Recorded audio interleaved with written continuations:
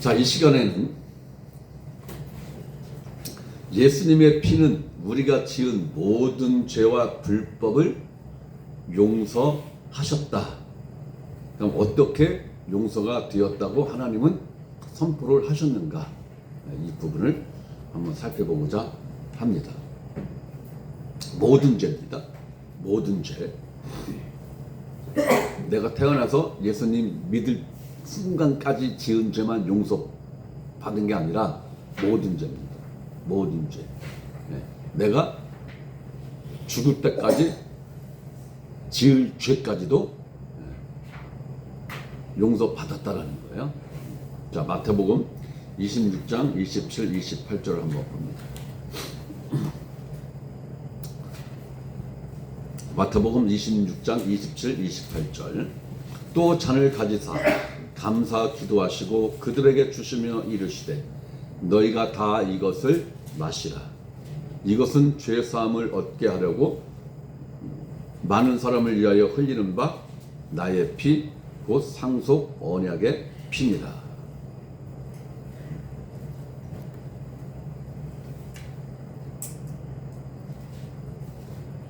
아, 제가 깜빡을 했네요.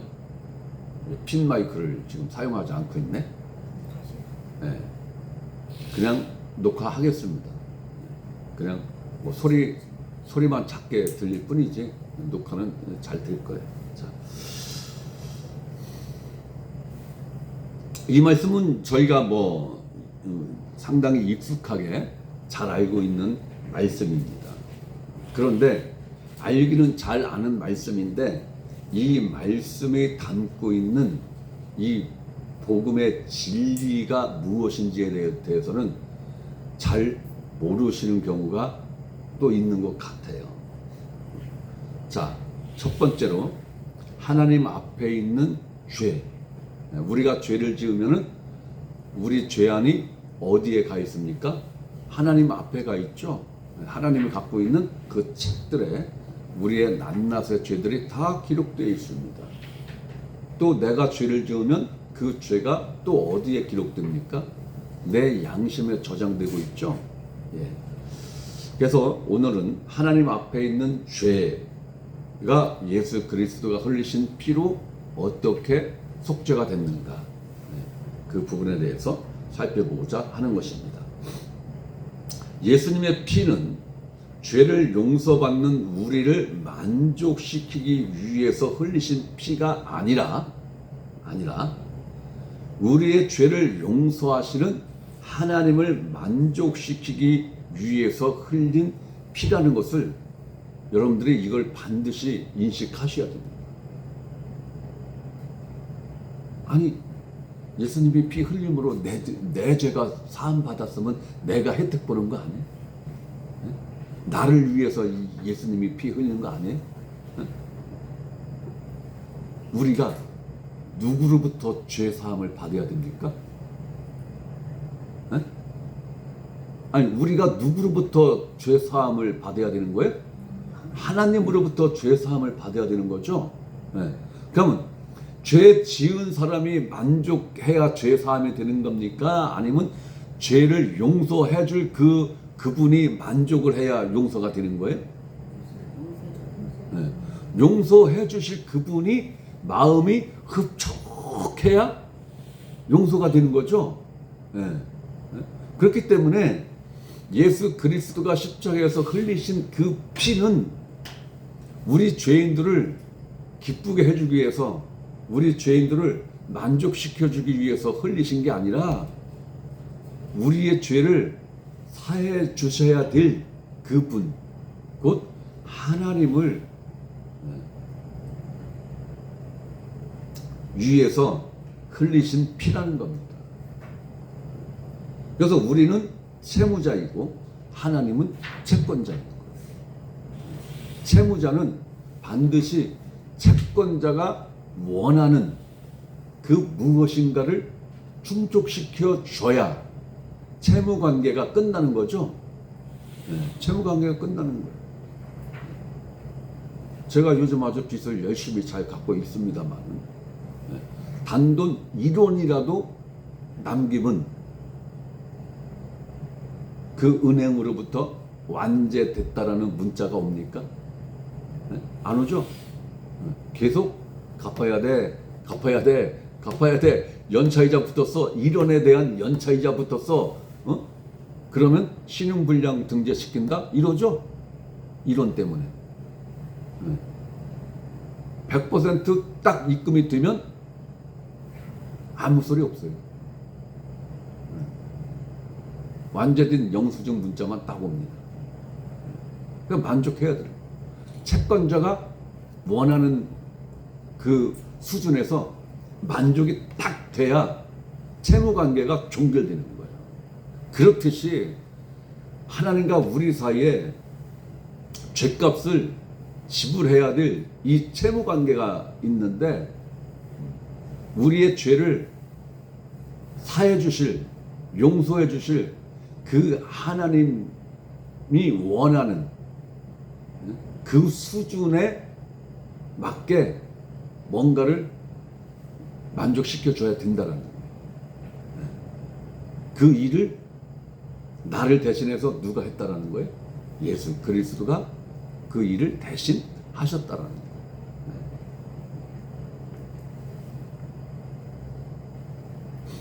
우리가 지은 죄의 최종 피해자는 누구입니까? 하나님이에요. 하나님. 내가 누군가를 폭행했어도 최종적으로 피해를 입으신 분은 누구예요? 하나님. 그렇기 때문에 최종 피해자인 하나님을 만족시키는 그 일을 해야 된다라는 거예요. 시편 51편 4절에 내가 주께만 범죄하여 주의 목전에 악을 행하여 싸우니, 이 시편 51편을 다윗이 지은 시인데, 다윗이 어떠한 일을 하고 나서 이 시편 시 51편을 지은 거예요? 밧세바하고 간음하고, 그리고 그 남편 우리아를 전쟁터에 최전방에 출장시켜놓고 다른 사람들은 싹 빠져서 적군에 의해서 죽게 만들었죠. 살인죄예요. 간음죄와 살인죄를 지은 그 다윗이 지은 시예요. 시편 51편이. 그러면 다윗은 1차적으로 밧세바에게 사과해야 되는 거죠. 그죠? 사과해야죠. 반강제로 했으니까. 그 다음에 우리아한테 우리아야 미안하다, 내가 널 죽였다, 미안하다, 이렇게 해야 되죠. 근데 다윗은 그런 말 안 했어요. 내가 주께만 범죄하여 주의 목전에 악을 행하였사오니. 이 얘기는 뭐냐? 밧세바에게 한 일이 잘했다, 우리아에게 한 일이 잘했다, 이게 아니라 이 일을 통해서 최종적으로 피해를 보신 분은 하나님입니다. 그걸 지금 다윗이 고백하는 거예요. 그러니까 내가 어떠한 죄를 지었던 그 죄에 대한 최종 피해자는 누구라는 거예요? 하나님이라는 거예요. 여러분들이 이 인식을 반드시 가지셔야 돼요. 그렇기 때문에 내가 지은 모든 죄는 최종적으로 누구로부터 용서함을 받아야 되는 거예요? 하나님으로부터 용서함을 받아야 되는 거예요. 자, 시편 90편 8절에 주께서 우리의 죄악을 주의 앞에 놓으시며 우리의 은밀한 죄를 주의 얼굴빛 가운데 두셨사오니. 이 말씀을 요한계시록에서는 두 권의 책을 이야기하면서 책들, 하나님 앞에 책들이 펴져 있고 이렇게 되어 있죠. 그 책들에 기록된 대로 심판을 하신다라는 거예요. 자, 죄를 지은 사람은 반드시 누구에게 용서를 받아야 합니까? 내가 죄를 지음으로 피해를 입은 그 피해자로부터 용서를 받아야 되는 거예요. 바로 최종 피해자가 하나님이시므로 반드시 하나님께 용서를 받아야 합니다. 그런데 많은 설교자들이 우리가 왜 하나님으로부터 용서함을 받아야 되는가를 설명을 못해요. 이거 설명해 주는 설교자 들어본 적 있어요? 응? 아니 내가 잘났다는 게 아니라 응? 없어요. 그냥 용서 받아야 돼. 용서 받아야 돼. 이것만 얘기하고 있지. 우리가 하나님으로부터 혹은 하나님이 우리의 죄를 왜 용서를 하셔야 되는가 그 당위성을 설명을 오늘날 설교자들이 대부분이 못해요. 그러니까 교회는 다니는데 기독교인들이 내가 왜 하나님한테 용서받아야 되는 거야? 내가 철수 엄마한테 잘못했는데 왜 철수 엄마가 아닌 하나님한테 용서를 받아야 되는 거야? 철수 엄마한테도 용서 받아야 되는 거죠? 네. 철수 엄마한테 용서 받은 건 철수 엄마 양심에 있는 죄에 대한 용서예요. 내가 철수 엄마 머리 끄댕이 잡고 폭행 행사한 건 최종적으로 누구 앞에 가 있다고? 하나님 앞에도 가 있다라는 거예요. 그러니까 우리는 두 가지 용서를 다 받아야 되는 거예요. 내가 직접적으로 1차적으로 피해를 준 그 사람한테 가서 용서를 구해야 되는 거죠. 네. 그리고 하나님 앞에도 용서를 구해야 되는 거예요. 근데 사람에게 잘못한 거는 가서 말로만 사과하고 피해 보상을 하면 되는 거예요. 그죠?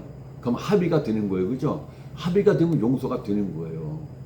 근데 하나님이 원하는 피해 보상은 수준이 달라.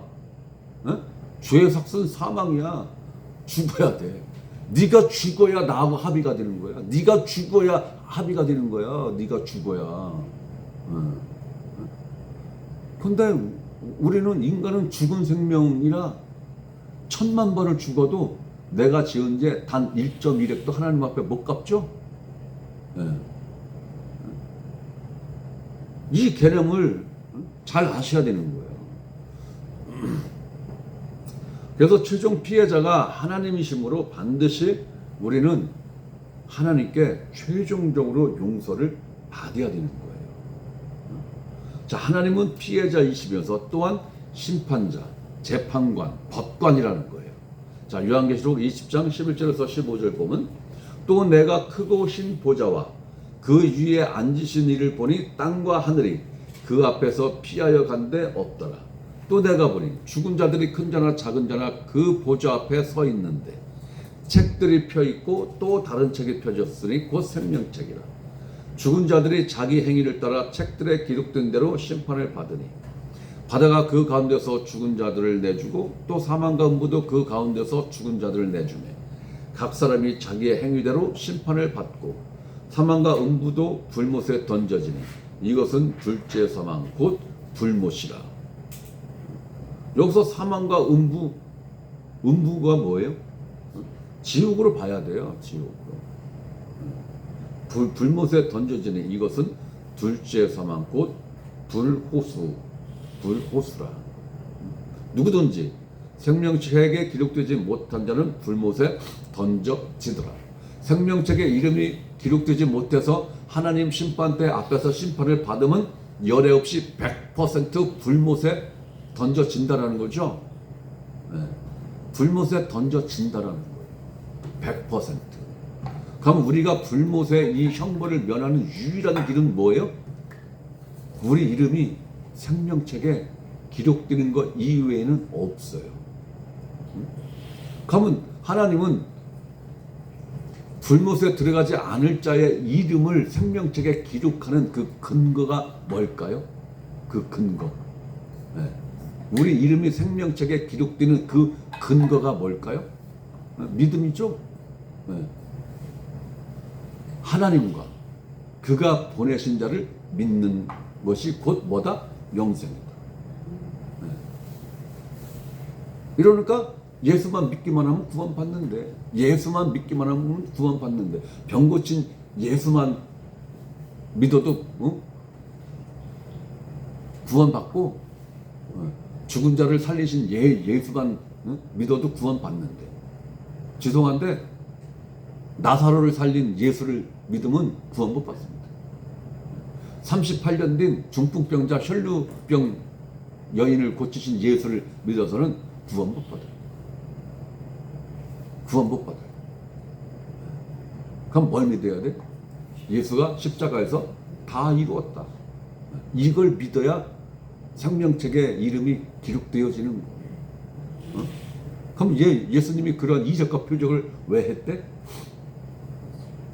내가 그리스도인 것을 증명해야 되잖아요. 그죠? 예수님 자신이 하나님으로부터 보냄받은 사도이며 기름 부음을 받은 그리스도라는 것을 증명해야 되잖아요. 그죠? 그런데 보편적으로 인간들이 다 할 수 있는 것을 하면은 인간들이 믿어줘요? 안 믿죠? 야, 그거 나도 하는데? 그거 나도 하는데? 안 믿어. 그러니까 인간으로서 할 수 없는 일, 원수 마귀 사탄도 할 수 없는 일, 오직 창조주만이 할 수 있는 그 일, 그 일을 통해서 내가 하나님으로부터 보냄을 받은 사도, 즉 기름 부음을 받은 그리스도야. 그러니까 너희는 나를 못 믿겠지? 그럼 내가 한 일을 통해서 내가 그리스도라는 것을 믿으라는 거예요. 내가 그리스도라는 것을 믿으라는 거예요. 그런데 그것만 달랑 믿으면 구원 못 받아요. 그리스도로서 하나님의 뜻을 완성하신 그 일을 믿어야 돼요.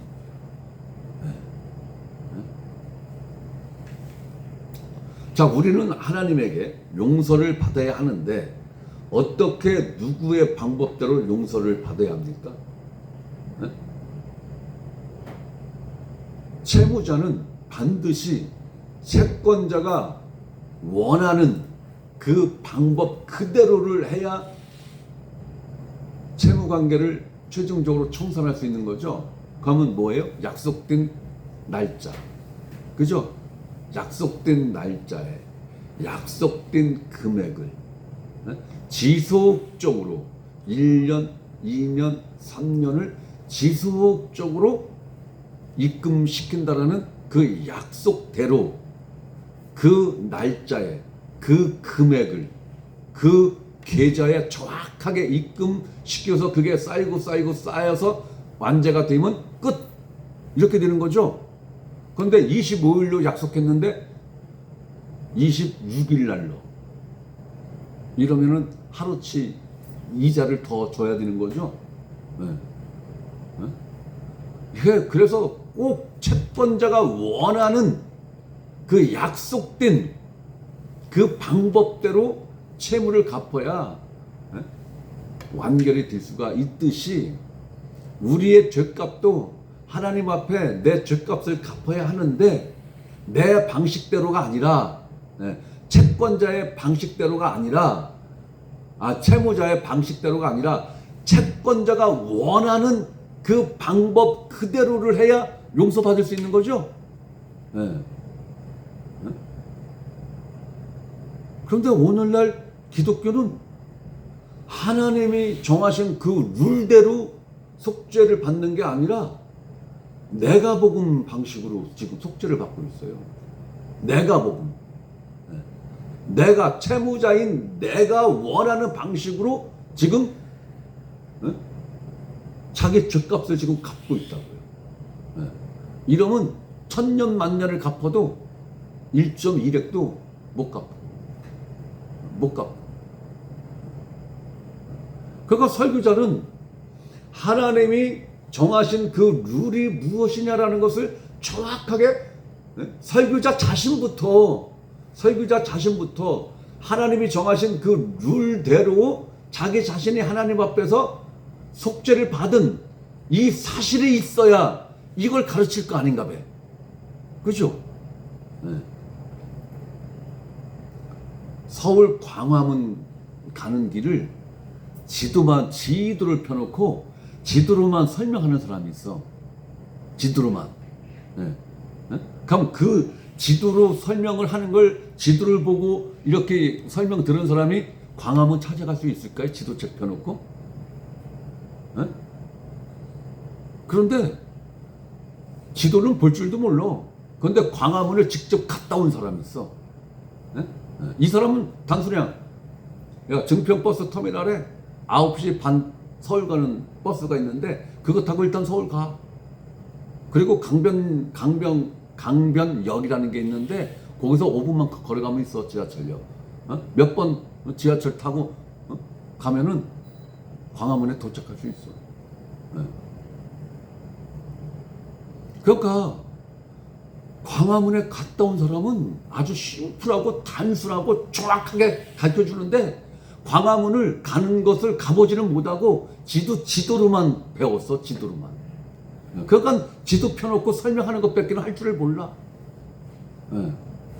그런데 거기서 생기는 변수는 몰라. 그걸 해결할 방법이 없어. 변수가 생기는 거야. 오늘날 설교자들이 그 입장인 것 같아요. 오늘날 설교자들이. 자기 자신이 과연 설교자 자기 자신이 과연 예수 그리스도의 피로 하나님이 원하시는 그 룰 그대로로 속죄받은 사실이 있는가? 속죄받은 사실이에요. 이론적으로 아는 게 아니라 지식적으로 아는 게 아니라 이 머리로 IQ로 아는 게 아니라 실질적으로 하나님으로부터 속죄받은 사실이 있느냐라는 거예요. 사실이. 그 사실이 있는 사람이 이 복음을 전해주는 것과 이것을 이론적으로 이해한 사람이 복음을 전해주는 거하고는 차원이 다른 거예요.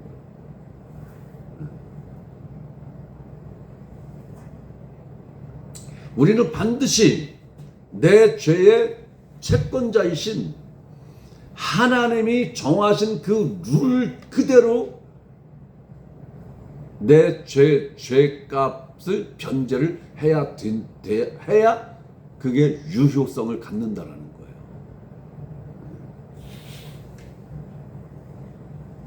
자, 그렇다면 하나님이 정하신 룰이 무엇이냐라는 거예요.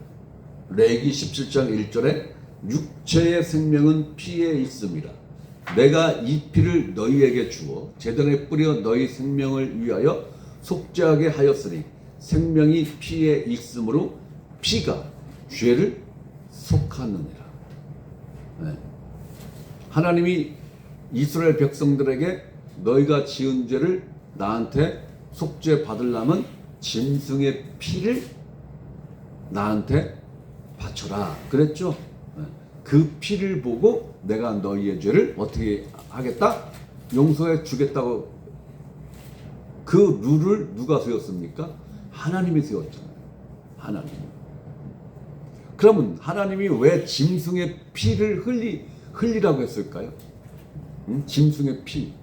네? 짐승에게는 죄가 있어요, 없어요? 없어요. 없어요. 네? 하나님이 짐승의 피를 바치라고 한 것은 무엇을 우리에게 가르쳐 주려고 그러는 거냐? 죄가 없는 피라야 네 죄를 속할 수 있어. 이걸 가르쳐 주기 위해서 짐승의 피를 바치라고 한 거예요. 짐승의 피를 흘리라고 한 거예요. 자, 이 말씀을 받아서 히브리서에는 이렇게 기록을 했어요. 히브리서 9장 22절. 율법을 따라 거의 모든 물건이 피로써 정결하게 되나니 피 흘림이 없은즉 사함이 없느니라. 그럼 죄는 반드시 무엇으로만 용서함을 받을 수 있다는 거예요? 생명이 있는 피로서만이 속죄를 받을 수 있다는 거죠. 그럼 하나님이 짐승의 피를 네 죄를 용서받는 데 있어서 네 피 대신 짐승의 피를 흘려서 그 피를 나에게 바쳐라. 그리하면 그 피를 보고 내가 너의 죄를 속하겠다. 이렇게 말씀하신 이유가 뭐예요? 네 피는 자격이 있다라는 거예요, 없다라는 거예요? 없다는 거죠. 인간의 피는 자격이 없다라는 거예요. 왜? 죄인이기 때문에. 생명이 없어. 그 피에 생명이 없어. 그렇기 때문에 인간의 피는 아무리 많이 흘려도 일정 일액의 죄도 속할 수가 없어. 그래서 예수 그리스도의 모형이신, 그리스도의 모형인 동물의 피, 동물에게는 죄가 없잖아요, 그죠? 죄 없는 피를, 피 나야지만이 너의 죄를 속할 수 있다라는 것을 가르쳐주기 위해서 짐승의 피를 흘리라고 한 거예요. 종당에는 누가 와서 피를 흘려야 우리의 죄가 최종적으로 속해지는 거예요? 그리스도가 와서 우리의 모든 죄를 그리스도가 짊어지시고, 그리고 그 모든 죄값을 자신의 생명이 있는 그 피로서 갚아줘야 너희의 죄가 완전히 변제가 되는 거야. 이것을 지금 동물의 피 제사를 통해서 하나님이 가르쳐 준 거예요. 그러니까 동물의 피 제사는 완벽한 복음의 원형이 들어 있는 거예요. 그런 완벽한 원형의 복음이 들어 있는 그 피 제사를 수천 년 동안 하면서도 그 복음을 유대인들이 깨달았어요? 못 깨달았어요? 몰랐어요. 이게 형식이 갖는 위험성. 형식이 갖는 위험성. 아마 출애굽해서 일정 세대까지는 이걸 이해를 했을 수도 있어요. 그런데 형식에 치우치다 보니까 그 형식에 담겨 있는 내용을 상실했어요.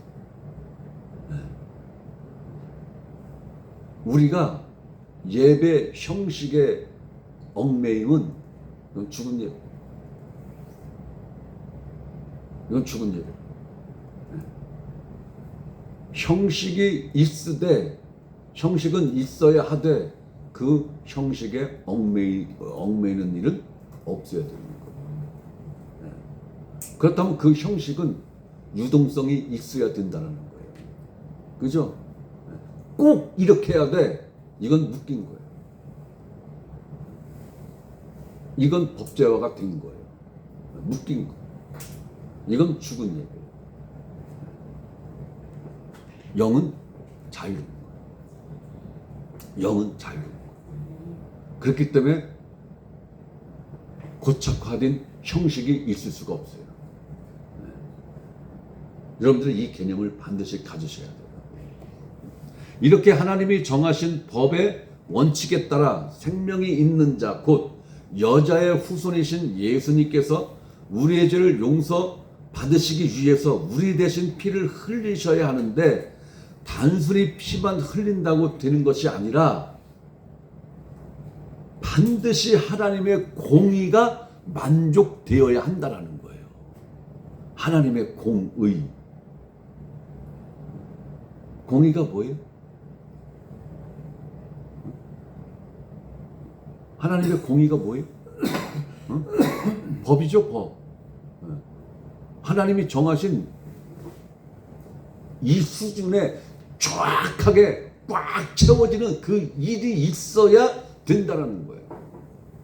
그 일이 있어야.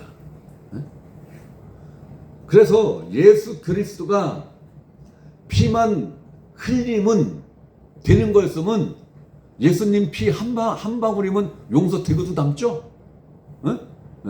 그러면은 우리가 체하면 우리 어머니나 할머니가 요거 손가락을 따서 피 한 방울씩 흘리게 하면 그 얹힌 게 저기 풀리잖아요. 풀렸었잖아요. 그죠? 그러면 예수님도 손가락 이렇게 점에서 바늘다가 콕 찔러서 피 한 방울, 하나님, 이러면 끝나는 거죠? 단순히 인간의 죄를 속죄 받는 그 목적 한 가지만 있다면 예수님의 피 한 방울이면은 되고도 남는 거예요. 그런데 그것 갖고는 하나님의 공의가 충족이 돼야 안 돼요? 안 돼요. 안 되는 거예요. 그럼 뭘 받아야 되는 거예요? 심판을 받아야 돼요. 징계를 받아야 돼요. 그 죄값에 대한 징계, 그 죄값에 대한 징벌, 그 저주를 받아야 되는 거예요. 누구로부터? 심판자로부터. 그 저주를 받고 철저한 하나님의 법에 의한 심판을 받고 그때 흘리신 그 피로써 하나님의 공의가 만족되는 거예요. 피만 흘린 것 갖고는 하나님의 공의가 만족이 안 되는 거예요. 그럴 것 같았으면 예수님 십자가 짊어질 필요도 없어. 한 방울이면 되는 거예요. 자, 마태복음 27장 27절에서 56절에 보면은 뭐 이걸 다 읽을 수는 없고, 예수님은 십자가를 지셨죠. 그리고 채찍에 맞으셨죠. 가시관을 쓰셨죠. 육체의 몸을 벌거벗김을 당하셨죠. 멸시와 조롱을 받으셨죠. 그리고 십자가에 못 박히시고 그 과정에서 지옥불 같은 육체의 갈증의 고통을 받으셨죠. 하나님의 형벌을 철저하게 육으로, 혼으로, 영으로 예수님은 받아내신 거예요. 이 중에서 가장 고통스러운 저주가 뭐였을까요? 하나님과 분리되는 거. 하나님이 난 너 몰라 라고 뒤돌아서신 그 일. 이게 예수님이 견디기 가장 힘든 징벌이고 형벌이고 저주인 거예요. 이러한 일들을 통해서 예수 그리스도가 드디어 하나님의 공의를 충족시켰다는 거예요. 만족시켰다는 거예요. 그러면 하나님이 우리 모든 인간들의 죄를 용서를 하시는데 예수님이 부활하심으로 용서를 하신 거예요? 예수님이 부활하기 전에 이미 용서하신 거예요? 부활하기 전에 이미 용서한 거죠? 끝난 거예요. 끝난 거예요. 그렇기 때문에 사망이 더 이상 예수님을 붙잡아 줄 수 없기 때문에 부활의 생명은요, 사망을 관통한 생명인 거예요. 이게 부활 생명의 참된 의미인 거예요. 사망을 관통한 생명이 부활 생명이라고요. 거듭난 그리스도인인 우리가 받은 생명이 어떤 생명이에요? 생명을 관통한 그 생명을 받은 거예요. 그렇기 때문에 우리가 사망으로부터 어떻게 했다고요? 자연 존재가 됐다. 더 이상 사망이 우리에게 왕노릇 한다 못한다? 못합니다. 왜? 우리는 사망을 관통한 그 사망의 정중앙을 뚫고 나온 생명인 거예요. 이 생명을 누가 우리에게 줬어요? 예수 그리스도의 그 부활 생명을 하나님이 우리에게 주셨단 말이에요. 이게 거듭난 생명인 거예요. 이 생명의 가치를 아는 사람들이 너희는 사망에 얽매이지 않는 존재야 라는 이 말씀을 이해할 수 있는 거죠. 너희는 죄의 종로를 타는 존재가 아니야. 너희는 율법으로부터 자유한 존재야 라는 이 말씀을 생명으로 받아들일 수가 있는 거예요.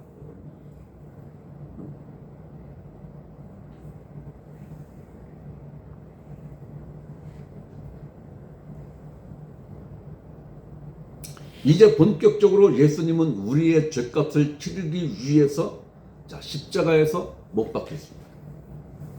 그리고 못 박힌 상태에서 6시간을 매달려 있었어요. 그러면 6시간을 매달려 있었다는 것은 무엇입니까? 6시간 동안 어마어마한 영혼 육의 징계를 받았다는 것이고 6시간 동안 피를 쏟아냈다라는 거예요. 6시간 동안.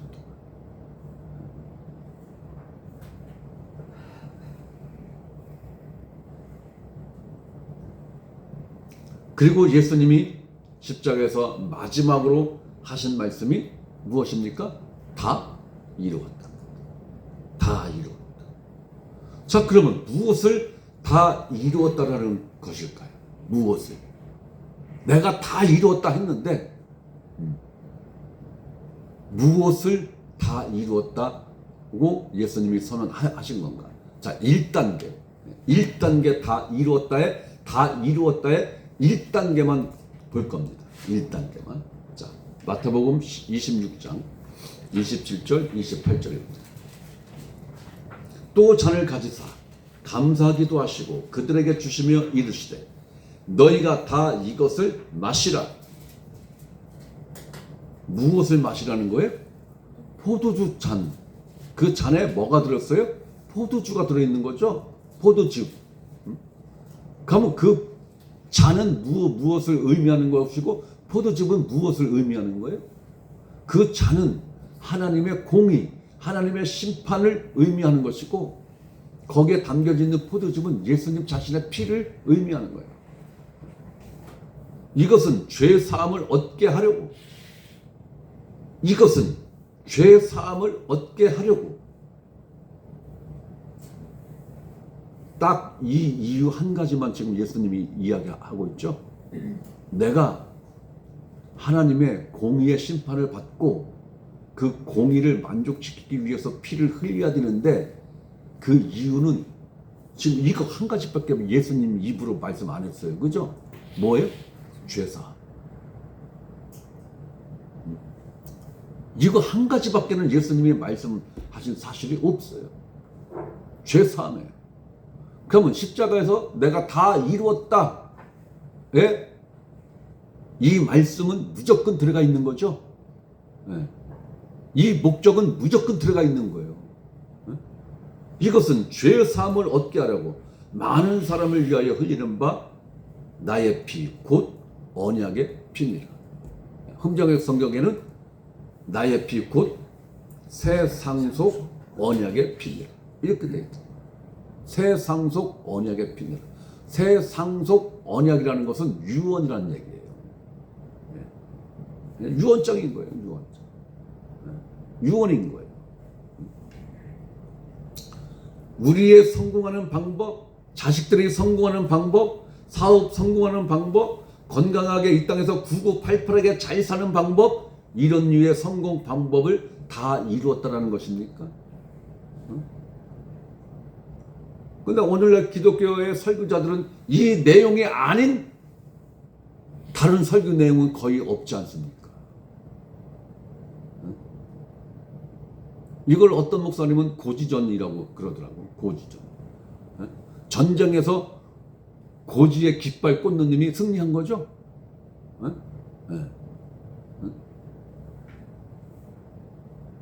예수님은 우리에게 고지전에서 승리를 주기 위해서 피 흘리신 게 아니라고요.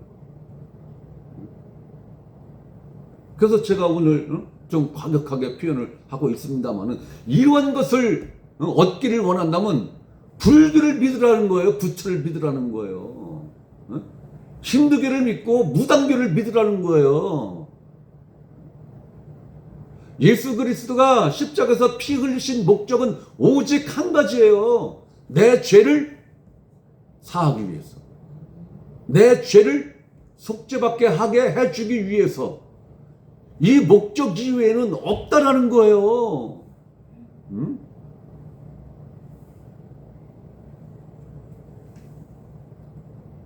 이거에는 관심이 없어요. 이거에는 내 죄 사함받는 이 일에는 관심이 없다고요. 관심이 없어요. 교회만 나오면 무조건 다 용서 받은 줄 알아. 교회만 다니면. 더군다나 거기다가 집사 계급장만 붙이면 무조건 다 구원 받았는 줄 알아.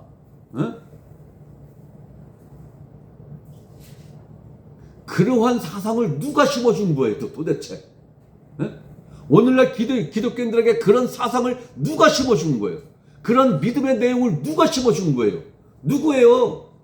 나 같은 존재가 그걸 심어준 거지. 나 같은 존재가.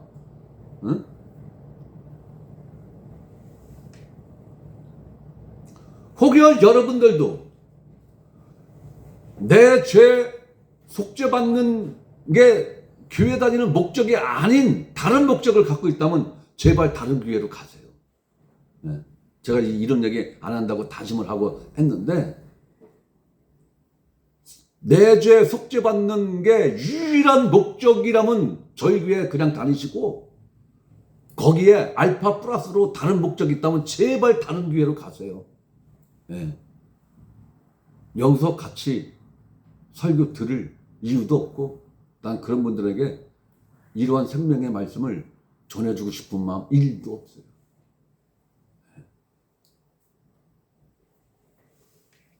그럼 여러분은 지금까지 어떠한 예수를 믿었습니까? 또 앞으로 여러분은 어떠한 예수를 믿고자 하시는 거예요? 하시는 거냐 이거예요. 성공 비결의 예수입니까?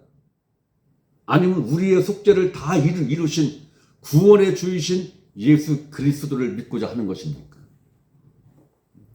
이제 예수님은 자신이 이 땅에 오신 목적에 대하여 정확하게 알려주셨어요. 마태복음 20장 28절. 인자가 온 것은, 여기서 말하는 인자는 누굽니까? 예수 그리스도. 그리스도인 내가 이 땅에 온 목적과 이유는 이거라는 거예요. 섬김을 받으려 함이 아니라 도리어 섬기려 하고. 누구를 섬긴다라는 거예요? 세상을 섬기러 왔다는 거예요. 구원받을 자들을 섬기러 왔다는 거예요. 그 섬김의 방법이 무엇이라는 것입니까? 자기 목숨을 많은 사람의 대속물로 주려 합니다. 이 말씀을 어디서 성취했습니까? 십자가에서 성취했잖아요. 십자가에서. 예수님이 이 땅에 오신 목적이 이거라는 거예요. 아버지이신 하나님이 자신의 독생자인 그리스도를 이 땅에 보낸 목적도 이거라는 거예요. 이 목적 이외에 다른 목적을 갖고 예수를 믿는다면 이건 잘못됐다라는 거예요. 성경적이지 않다라는 거예요. 복음에서 벗어나도 한참 벗어난 일이라는 거예요.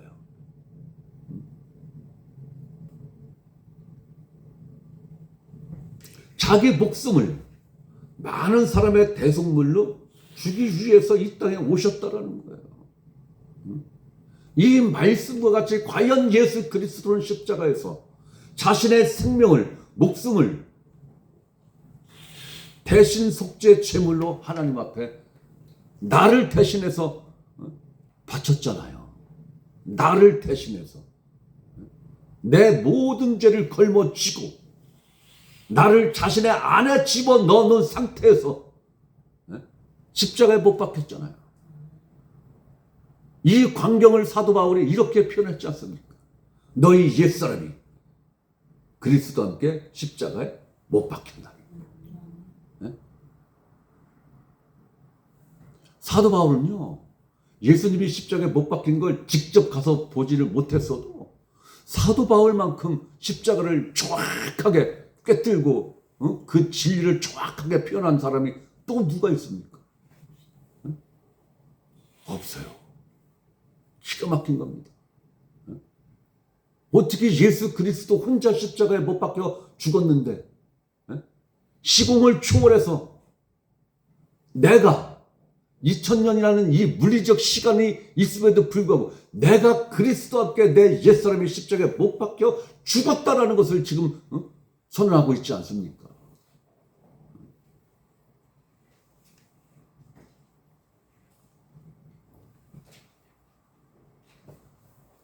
예수님이 이 땅에 오신 목적과 이유를 정확하게 알아야 예수님이 십자가에서 다 이루었다 선언하신 말씀의 의미를 알 수 있는 것 아니겠습니까? 자기 목숨을 대속물로 주려 함이라. 무엇을 위한 대속물이 되셔야 하느냐 이거예요. 예수 그리스도가 무엇을 위한 대속물로 바쳐져야 했느냐 이거예요.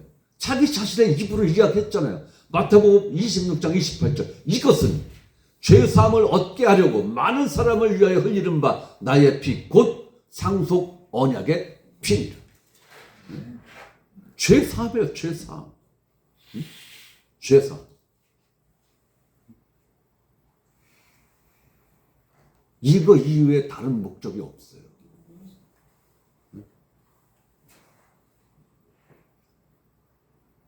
나 취업 잘 되게 해주세요 하나님. 그런 기도 하지 마세요. 그런 기도 안 해도 내 수준에 맞게 내 삶의 방향에 맞게 하나님이 다 준비해 놓고 있어요. 하나님이 정하신 때가 되면 그리로 안내 받는 거예요.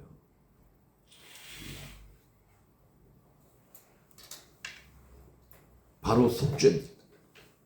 그럼 다 이루었다는, 무엇을 다 이루었다라는 것을 선포하는 것입니까? 답은 속죄. 속죄입니다. 내 죄를 대신 속죄 받아놨다라는 거예요. 앞으로 받아줄게가 아니라 이미 받아놨다라는 거예요. 그 영수증을 예수 그리스도가 확보하고 있다라는 거예요. 그 영수증이 무엇입니까? 부활. 네?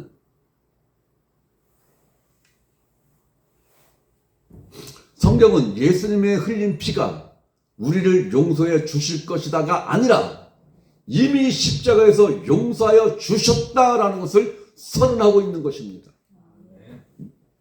성경은 예수님의 흘린 피로 용서해 주시옵소서가 아니라 이미 십자가에서 너의 모든 죄를 용서하여 놓았다라는 것을 선포하고 있는 것입니다. 성경은 예수님의 흘린 피가 용서해 주실 줄 믿습니다를 요구하는 것이 아니라 이미 십자가에서 용서하여 놓은 사실을 믿으라는 거예요. 하나님이 요구하는 믿음은 이 믿음을 이야기하는 겁니다. 우리가 구원받는 믿음의 내용은 이것이라야 구원받는 거예요. 우리가 믿는 믿음의 내용이 이것이라야 내 이름이 하나님의 생명책에 기록되어지는 거예요. 그러니까 형식적 믿음이 중요한 게 아니라 그 믿음의 내용이 절대적으로 중요한 거죠. 네. 믿음의 내용이 절대적으로 중요한 거예요. 이걸 믿으면서 주일 성수 안 하면 구원 못 받습니까? 구원 받아요. 응? 이걸 안 믿으면서 천년만년 주일 성수 해보십시오. 구원 받나? 못 받아요. 응? 이걸 믿으면서 11조 안 해도 구원 받는데 하자 없어요. 이걸 믿지 않으면서 천년만년 11조 해보세요. 그 11조 한 그 행위로 구원 받을 수 있나? 어림없어요. 어림없어요. 구원 못 받아요. 그 믿음으로는. 그 내용의 믿음으로는 구원 근처도 못 간다고요. 생명책 근처도 못 간다고요. 성경은 예수님이 십자가에서 흘린 피가 우리의 모든 죄를 완전히 용서하셨음을, 완전하게 제거되었음을 선포하고 있는 것입니다. 이것이 복음이에요. 이것이 복음의 핵심이라고요. 이것이 복음의 노른자이라고요. 자, 디도서 2장 14절에 이러한 말씀을 하고 있어요.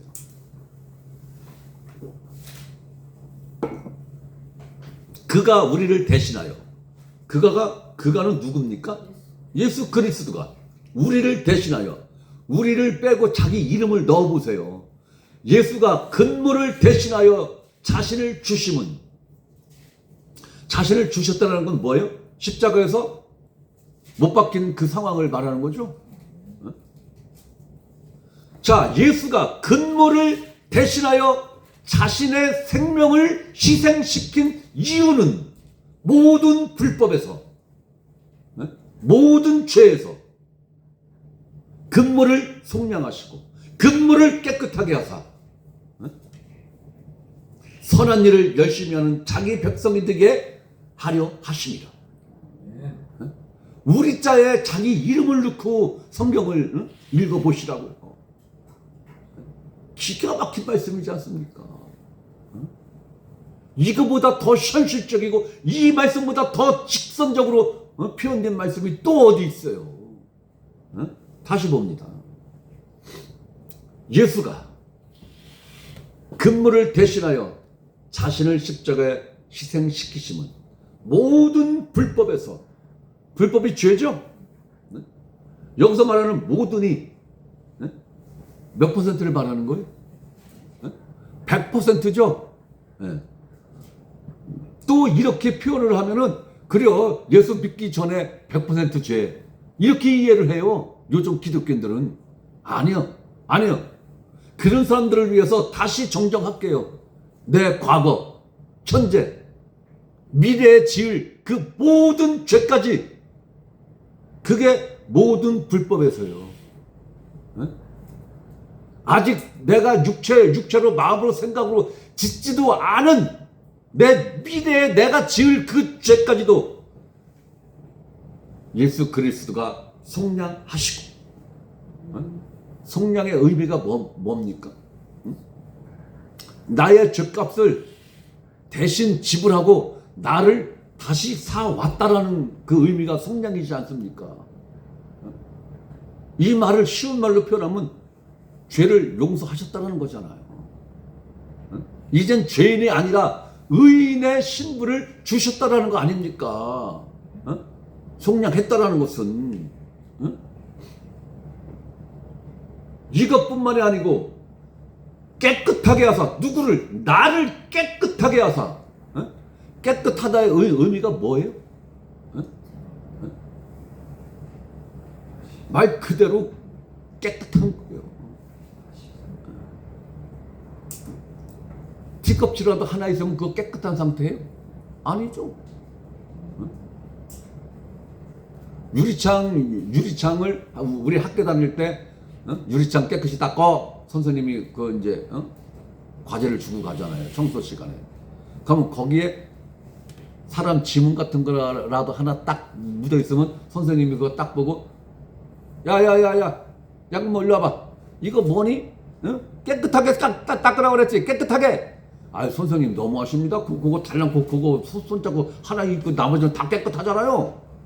그럼 선생님이 뭐라 그래? 수고했다 알았다 이래요? 야 이거마저 닦아야지 깨끗한 거야. 그러죠? 네. 1.2덱의 죄라도 남아있으면 깨끗한 거 아닙니다. 깨끗한 거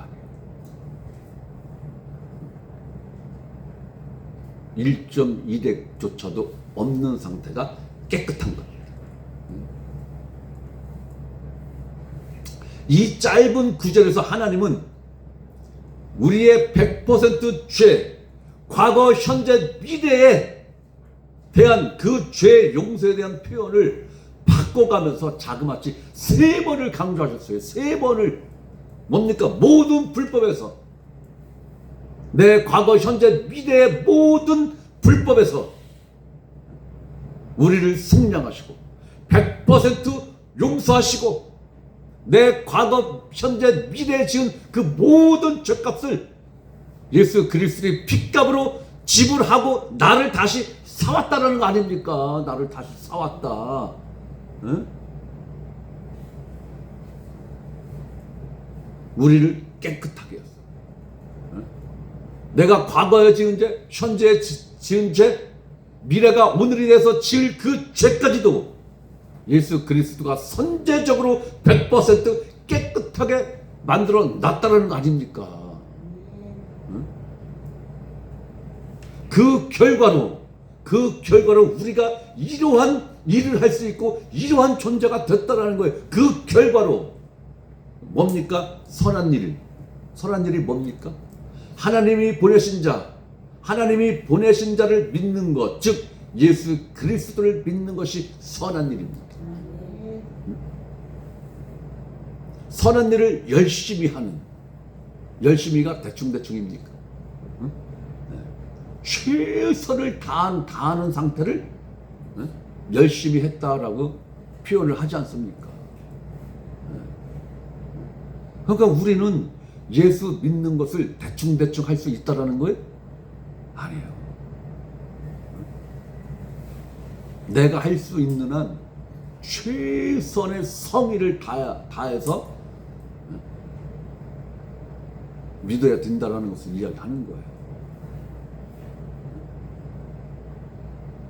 얼렁뚱땅 대충이 안 된다라는 거예요. 자, 예수 그리스도를 최선을 다해서 믿는 일을 하게 하시면서 그 일을 통해서 자기 백성이 되게 하려 하십니다.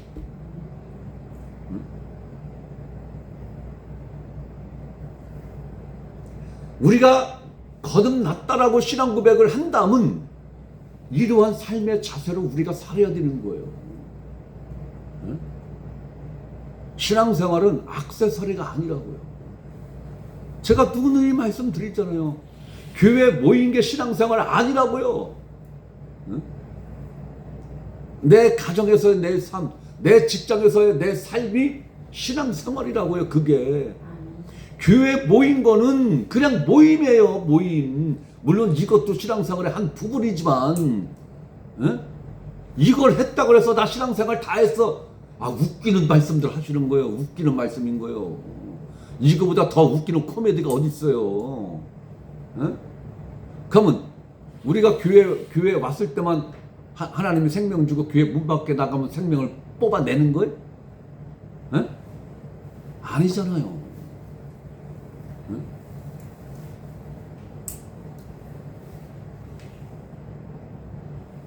우리는 이미 이러한 존재가 된 거예요.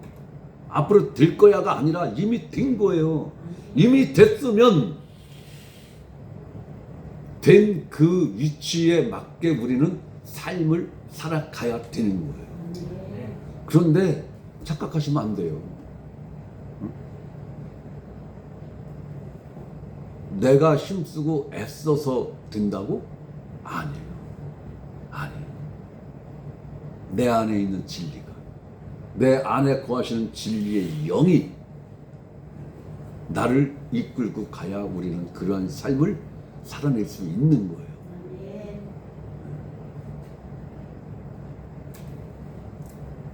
제가 참 여러분들이 야 그래도 내가 거듭났다라고 내가 신앙 고백을 하니까 많이 참고 살아야 되잖아. 많이 참고 살아야 되잖아. 참았어. 참는 것까지는 좋았어.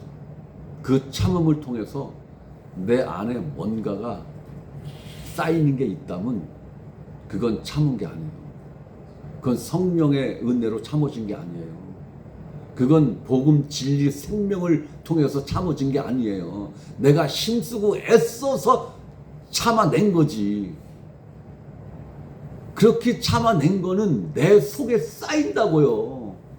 내 속에 쌓인다고. 응?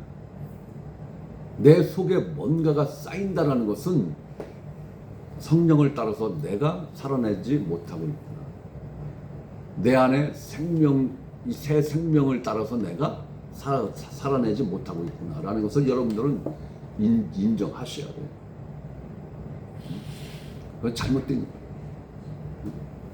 성령을 따라 참아내고 내 안에 있는 진리와 생명을 따라서 참아낸 거는 1.1핵 쌓이는 거 없어요. 쌓이는 거 진짜 없어요. 없더라고요. 그걸로 툭 털고 마는 거예요. 그걸로 지나간 일이 되어져 버리는 거예요. 지나간 일을 자꾸 그걸 곱씹고 왜 그걸 곱씹으면서 자기 자신을 내면적으로 왜 상처를 입히고 있느냐고요. 그것이 한국 여성들은 화병이라고 표현을 하고 있잖아요. 거듭난 그리스도인들에게 화병이 있다면 그거는 자기 자신이 노력하고 힘쓰고 애써서 참은 결과일 뿐이에요. 그건 신앙생활 잘못하고 있는 거예요. 그리스도인으로서의 삶의 기본을 모르고 있는 거예요.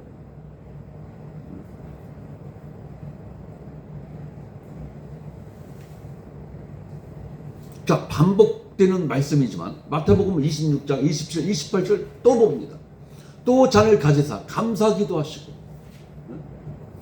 아유, 자기가 저주받을 그걸 들고 지금 하나님께 뭐 하는 거예요?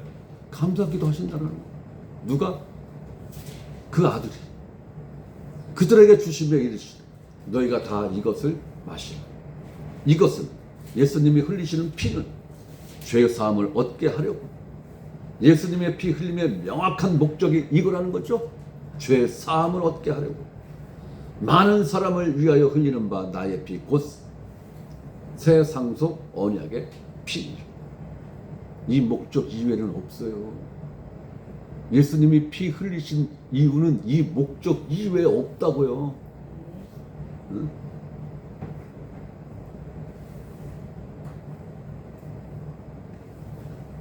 자, 히브리서 10장 10절에서 18절 말씀을 보겠습니다. 이 뜻을 따라 예수 그리스도의 몸을 단번에 들이심으로 말미암아 우리가 거룩함을 얻었노라.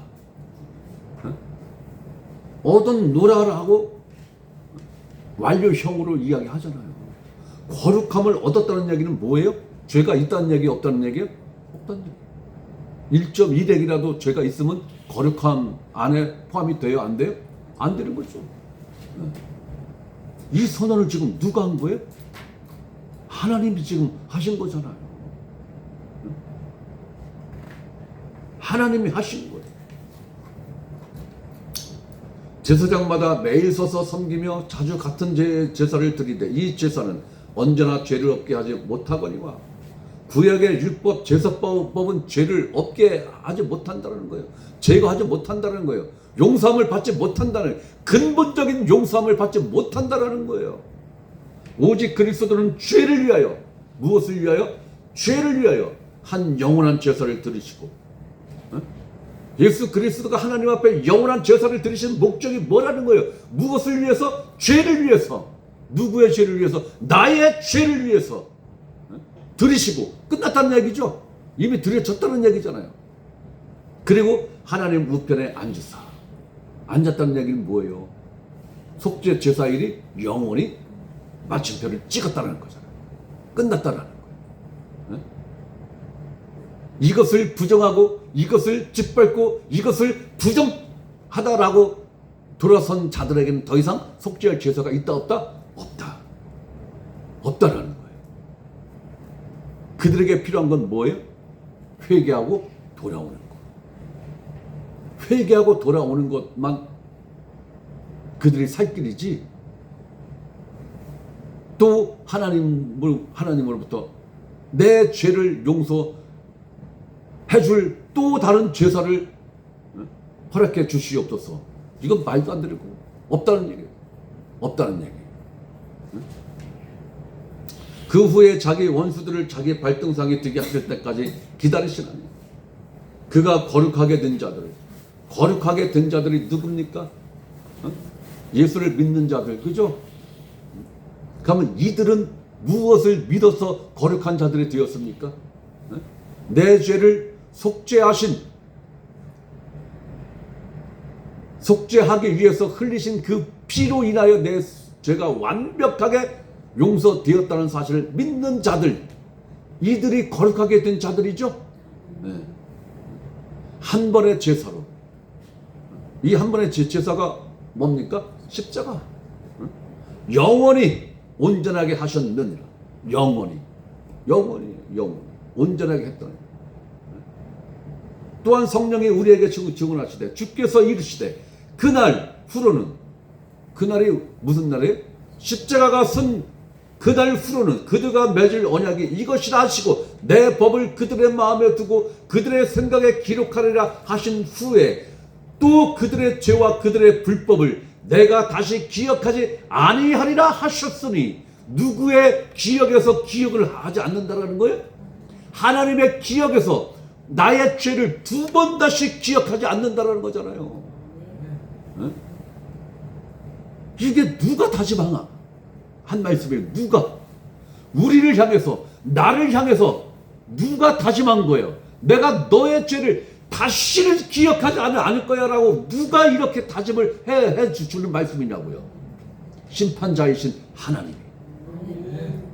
내가 무엇이건데 내가 혹여 못 믿을까봐 이렇게 자기 자신 스스로 다짐을 하지 않습니까? 하나님이 무엇가 답답하시다고? 이 말씀을 도대체 왜 안 믿느냐고요? 이 말씀을. 하나님은 하나님 기억에서 나의 죄를 다 지웠다는데 새벽마다 철야기도마다 내가 이런 죄를 지었사오니 하나님이여 용서해 주시옵소서라고 내 죄를 왜 하나님 기억에다가 다시 입력시키는 그 짓을 왜 해야 하느냐고요. 도대체 이 정도까지 하나님의 말씀을 하셨으면 됐지.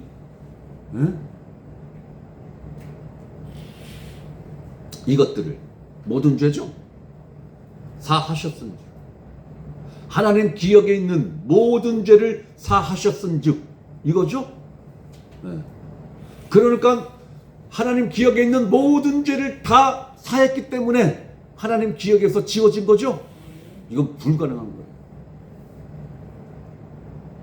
전지하신 분 기억에서 어떻게 지워요? 이거는 하나님 자신밖에 할 수 없는 거예요. 어느 누가 이걸 요구한다 그래서 될 수 있는 일이 아니에요. 그러나 하나님은 이 일을 행하기 위해서 룰을 정했죠. 피를 흘려야 돼요. 무슨 피를? 생명 있는 피를 흘려야 돼요. 그런데 생명 있는 피를 갖고 있는 존재는 딱 한 존재밖에 없어. 현세와 내세를 다 통틀어서 딱 한 존재밖에는 살아있는 생명의 피를 갖고 있는 존재는 딱 하나밖에 없어. 누구? 그리스도. 그리스도. 이것들을 사하셨은즉 내가 기억하고 있는 모든 죄를 사했은즉 다시 죄를 위하여 제사 드릴 것이 있다 없다? 없다. 응? 그런데 하나님이여 내가 이러한 죄를 오늘도 지었사오니 이 죄를 용서하여 주시옵소서. 이건 뭐예요? 예수를 또 한 번 지금 십자가에 못 박아 죽여주세요. 이 요구하고 뭐가 다릅니까? 피 흘릴 힘이 없어진 적 뭐가 없다? 사함이 없다. 네가 나에게 고백한 그 죄를 용서하려면 또다시 그리스도를 십자가에 못 박아 죽여야 되는데 한 번의 죄사를 영원히 끝난 죄사를 네가 매일매일 요구를 어떻게 할 수 있느냐? 제발 기록된 성경을 좀 봐라.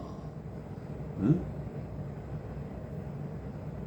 내가 이루어낸 일이 무엇이며 내 아들이 이루어낸 일이 무엇인지를 제발 좀 기록된 성경을 보고 깨달아 알아라는 거 아닙니까? 응?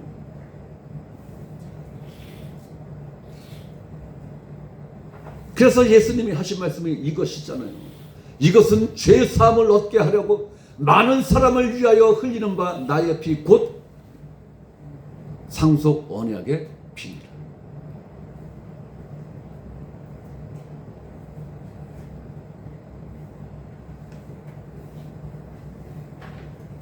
자, 히브리서 9장 11절 12절을 봅니다. 그리스도께서는 장래 좋은 일의 대제사장으로 오사 손으로 짓지 아니한 것 곧 이 창조에 속하지 아니한 더 크고 온전한 장막으로 말미암아 염소와 송아지의 피로 아니하고 오직 자기의 피로 영원한 속죄를 이루사 단번에 성소에 들어가셨느니라. 단번에 들어간 성소는 사람 손으로 짓지 아니한 성소를 말하는 거죠. 하나님이 실제로 거하고 있는 그 성소에 자신의 피를 자신이 직접 들고 들어가셨다라는 거예요.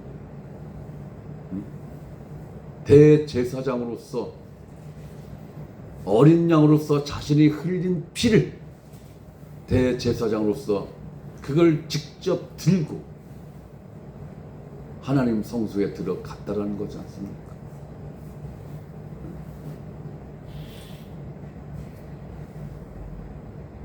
이쯤에서 우리가 반드시 알아야 할 것은 모든 죄의 의미입니다. 성경에서 말하는 모든의 그 범위가 무엇이냐라는 거예요. 어디서 어디까지냐. 모태에 잉태되어 출생하고 죽는 순간까지의 죄입니다. 이것이 성경에서 말하는 모든 죄의 범위예요. 오늘날은 이 모든 죄의 범위가 너무 축소됐어요. 그래서 그리스도의 피가 제한을 받는 이 지경에 처하게 된 것입니다. 이 모든 죄의 모든의 이 범위를 잘못 적용했기 때문에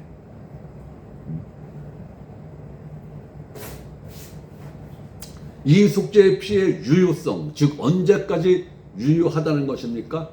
영원히. 영원의 의미가 무엇입니까? 시작도 없고 끝도 없는 시간. 여기서는 시간의 흐름이 없다라는 의미이기도 합니다. 시간의 흐름이 없어요. 영원이라는 시간대는 시간의 흐름이 없는 거. 그래서 하나님은 회전하는 그림자도 없다. 하나님은 일양 믿부시다. 변함이 없다. 그렇다면 하나님께는 과거, 현재, 미래가 있을까요? 없어요. 그럼 뭐만 있어요? 현재만 있는 거예요. 현재만 있는 거예요. 하나님한테는 모든 게 다 현재예요. 현재. 천지창조도 현재. 아담이 만들어준 것도 현재. 아담이 타락한 것도 현재. 예수님이 십자가 못 박혀 죽은 것도 현재. 우리에 대한 모든 조처도 현재. 현재예요. 하나님한테는 현재예요. 그러면 이 속죄의 이거를 하나님이 보는 시야로 봐야 됩니까? 이 땅에서 있는 우리의 인간의 시야로 이 십자가 사건을 바라봐야 되는 거예요. 하나님의 시야. 하나님의 시각에서 이 십자가를 바라봐야 되는 거예요.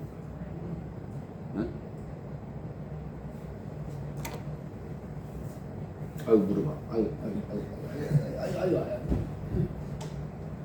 또 그럴게요, 그래.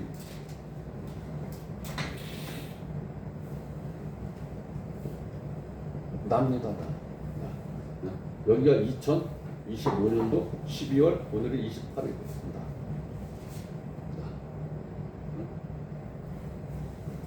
인간의 시간 흐름 속에서는 과거, 현재, 미래가 있어요, 그죠? 하나님 시간은 영원한 시간이죠. 영원 시간이잖아요, 그죠? 이 영원 시간은 오직 뭐만 있다고요? 현재만 있다고. 현재.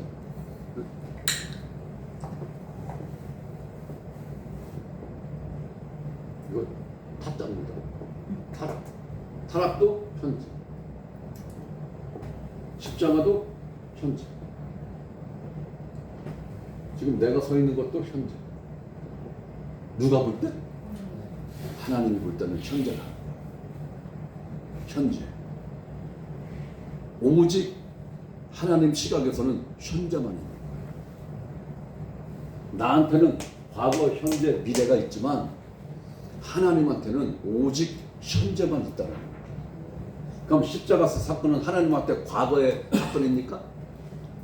현재 사건이죠. 네. 우리가 볼 때는, 나를 기준으로 볼 때는 과거의 사건이에요. 그죠? 네. 내 시각으로 보면 과거의 사건이에요. 하나님 시각으로 보면 현재 사건이에요. 현재 사건. 네? 현재 사건이라고. 그럼 내가 1966년도에 태어나서 지금까지 지은 모든 죄는 내 시야로 보면 과거죠. 그러나 하나님 시야로 보면 현재죠. 그렇기 때문에 십자가가 적용되는 거예요. 그래서 예수 그리스도의 피가 적용되어지는 거예요. 그래서 성령께서 예수 그리스도의 피를 시간에 구애받지 않고 우리 안에서 정확하게 적용시키는, 이게 그래서 유효성을 갖는 거란 말이에요. 하나님 앞에서. 그런데 우리 인간들은 인간의 시각으로 십자가를 본단 말이에요. 아니 2000년 전에 십자가 사건이 있었는데 2000년 전에 피 흘린 피가 어떻게 2000년이 지난 이 시점에서 내 죄를 용서할 수 있어?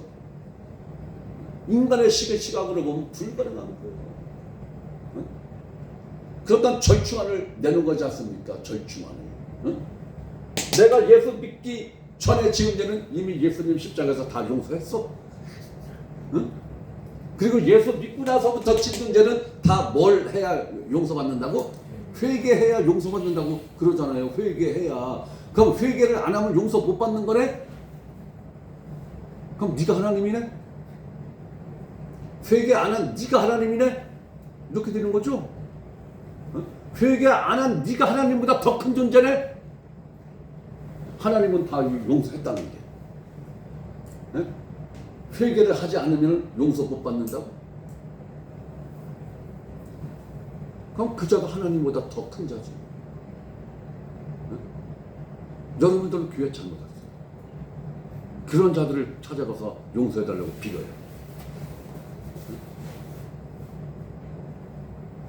이 십자가를 누구 시각으로 보느냐에 따라서 이런 어마어마한 차이가 있는 거예요. 이 성경책 저자가 누굽니까? 하나님이죠? 하나님이에요. 그럼 여러분들이 소설책 읽을 때 그 저자의 시각에서 그 소설책을 읽습니까? 아니면 순전히 그 책을 사서 읽는 내 시각에서 그 책을 읽습니까? 그 저자의 시각에서 그 책을 읽어야 그 책이 이해가 더 잘 되고 많이 되는 거죠? 그건 기본 상식으로 아는 거잖아요. 그럼 성경을 누구 시각으로 봐야 되는 거예요? 하나님 시각으로 봐야 되잖아요. 그럼 십자가도 당연히 성경책에 기록되어 있는 이 십자가도 누구 시각으로 봐야 되는 거예요? 하나님 시각으로 봐야 맞는 거잖아요. 나를 기점으로 봤을 때는 나에게 과거, 현재, 미래의 죄가 있지만 하나님 시각으로 볼 때는 이 모든 게 다 뭐라고요? 네? 현재라고. 현재 하나님한테는 현재라고. 그래서 제가 앞전 시간에 말씀드린 게 뭐예요? 하나님은 계획과 동시에 뭐라고요? 완성이라고. 네. 계획과 동시에 완성해요. 하나님은. 네? 왜? 하나님부터는 현재만 있기 때문에. 네? 하나님이 생각했어. 그럼 완성해요. 하나님이 마음만 먹었어. 완성이라고요. 그 순간 완성이라고요. 영원이라는 이 시간대의 개념을 여러분들이 이렇게 이해를 해야 성경이 이해가 되는 거예요.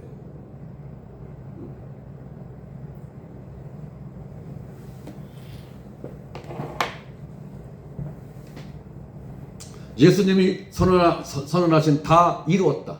다 이루었다. 하나님 편에서는 현재죠? 현재. 그래서 예수 그리스도의 피는 지금도 살아있다 없다? 살아있는 피라는 거예요. 현재이기 때문에. 예수님의 피가 우리의 모든 죄를 100% 완전하게 제거하셨다는 것입니다. 이 일이 우리에게는 과거에 있었던 일로 인식이 되는데 하나님께는 현재 이루어진 일로 인식이 된다는 거예요.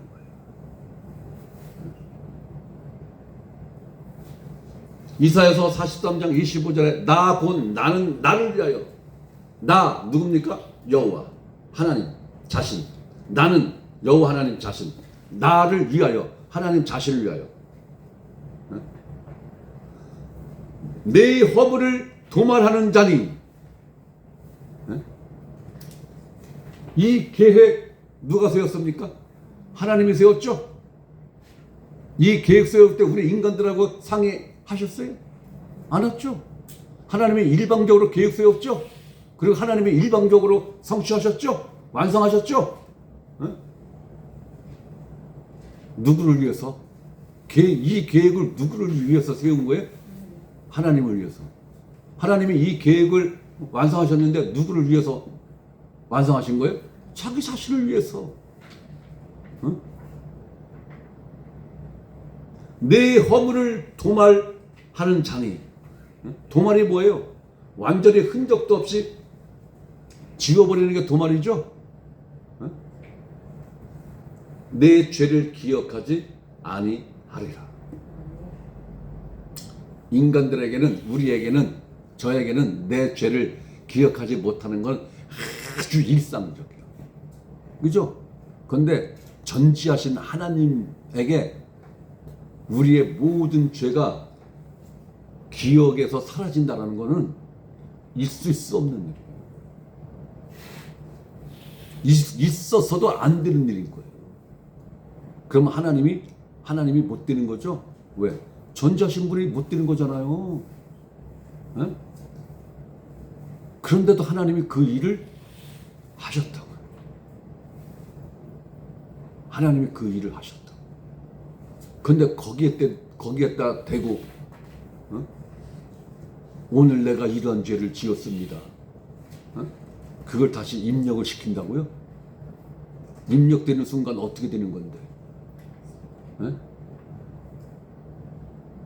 하나님 심판대 앞에 서야 되는 거예요. 하나님 심판대 앞에 서면 100% 유죄예요. 그럼 불못에 집어 던져 진다고 그랬죠? 히브리서 10장 17, 18절에 또 그들의 죄와 그들의 불법을 내가, 누굽니까? 하나님이 다시 기억하지 아니하리라. 이사야 말씀을 지금 히브리서 기자가 인용한 거예요. 18절 이것들을 17절에 있는 그들의 죄와 그들의 불법을 사하셨은즉, 용서하셨은즉, 죄의 값을 지불이 완료되었은즉 다시 죄를 위하여, 우리의 죄와 우리의 불법을 위하여 제사 드릴 것이 없느니라. 왜? 완전히 마무리가 됐기 때문에. 어느 정도로 마무리가 됐어요? 하나님 기억에서 지워져 버렸어요. 하나님 기억에서 지워져 버려졌을 정도로 완벽하게 끝났다는 얘기예요. 뭐에 대해서? 속죄에 관한 한. 속죄에 관한 한. 끝났다라는 거예요. 이사야서 44장 22절. 내가 내 허물을 빽빽한 구름같이, 내가 누굽니까? 하나님이 내 허물을, 여기서 내는 누굽니까? 나 자신. 하나님이 나의 허물을 빽빽한 구름같이, 내 죄를, 나의 죄를 안개같이 없이 하였으리. 구름이 아무리 많이 껴도, 안개가 아무리 많이 껴도 바람이 휙 불면 흔적도 없이 사라지죠. 햇빛이 쨍쨍 나면 그 진했던 안개도 흔적도 없이 사라지죠. 그렇게 너의 죄를 없앴다라는 거예요. 누가? 하나님. 너는 내게로 돌아오라. 너는 내게로 돌아오라. 여러분들, 이 순서가 바뀌면 큰일 나는 거예요. 오늘날 설교자들이 뭐라고 가르칩니까? 예수를 믿으면 그때서 우리 죄가 용서됐다라고 가르치죠? 저도 그렇게 배웠어요. 성경은 거꾸로잖아요. 반대잖아요. 오늘날 설교자들이 가르치는 거에 반대로 지금 말씀하고 있잖아요. 선행적으로 네 의사와 상관없이 네가 힘쓰고 애쓰고 노력한 것과 전혀 상관없이 내가 선제적으로 너의 모든 죄를 없앴어. 사라지게 했어. 그러니 너는 내게로 돌아오라. 이게 회개죠? 응? 너는 내게로 돌아오라라는 거예요. 네가 내게 돌아오면 그때서 내가 네 죄를 내 기억에서 지워줄게. 이게 아니란 말이에요. 네가 힘쓰고 애쓰고 노력한 것 전혀 상관없이 네 의사와는 전혀 상관없이 내 기억에서 너의 죄를 이미 없앴어. 그러니 너는 내게로 돌아오라. 없앴으니까 돌아오라라는 거예요. 이것이 바른 순서입니다. 이것이 바른 순서. 없앴으니까 너희의 모든 죄를 없앴으니까 예수에게로 돌아오라. 내가 너를 구속하였다. 여러분들은 이 말씀에서 나를 향한 하나님의 절절한 사랑이 느껴지지 않습니까? 이게 부모의 마음이잖아요. 집 나간 그 탕자를 기다리는 아버지의 그 심정이잖아요. 이게.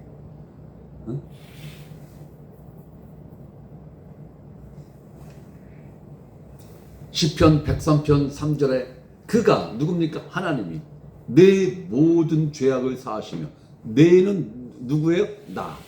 네. 나의 모든 죄악을 사하시며 내 모든 병을 고치시며. 이걸 육체적 병으로 해석해 대부분이 다. 아니요. 영적인 병이 더 심각한 거죠.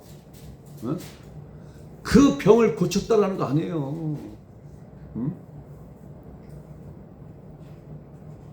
내 생명을 파멸해서 속량하시고. 이건 뭐예요? 값을 치르고 사왔다라는 거잖아요. 네 생명이 파멸됐는데 파멸된 그 생명을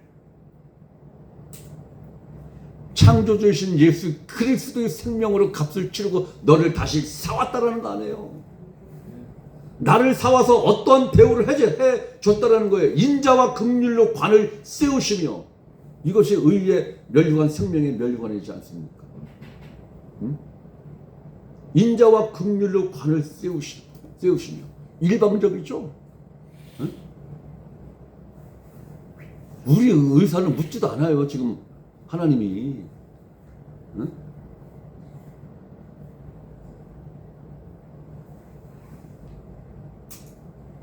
그래서 로마서 4장 7, 8절에 이렇게 사도 바울이 선포를 하고 있는 것입니다.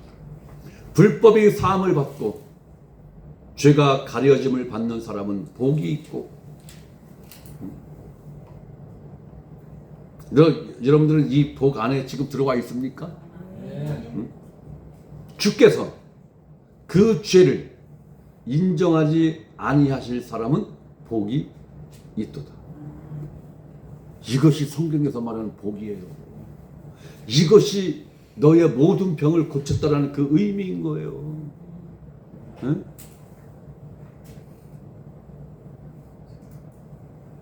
우리는 이런 하나님을 알고 믿어야 하는 것이며, 이런 하나님이 그리스도로 보내신 예수 그리스도를 알고 믿는 거예요.